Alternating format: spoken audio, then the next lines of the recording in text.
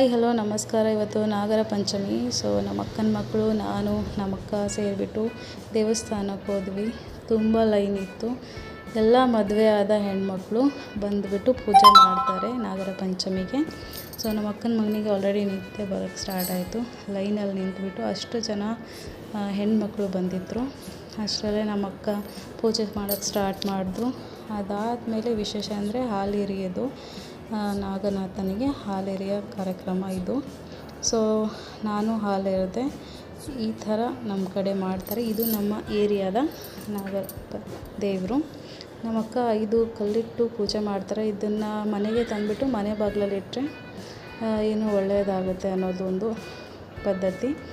ಮತ್ತು ದಾರ ತೊಗೊಂಡ್ಬಿಟ್ಟು ಅದಕ್ಕೆ ಅರಿಶಿನ ಹಾಕಿಬಿಟ್ಟು ಇದನ್ನು ನಮ್ಮ ಅಣ್ಣ ತಮ್ಮಂದಿರಿಗೆ ಕಟ್ಟಿದ್ರೆ ಒಳ್ಳೆಯದಾಗುತ್ತೆ ಅನ್ನೋದು ಇದೆ. ಇಷ್ಟ ಆಗಿತ್ತು ಇವತ್ತಿನ ಟೆಂಪಲ್ ಪೂಜೆ. ಅದಾದಮೇಲೆ ಮನೆಗೆ ಬಂದು ಅಮ್ಮ ಮಾಡಿರೋ ಹಬ್ಬದ ಊಟ ಹೋಳಿಗೆ ತಿಂದ್ವಿ.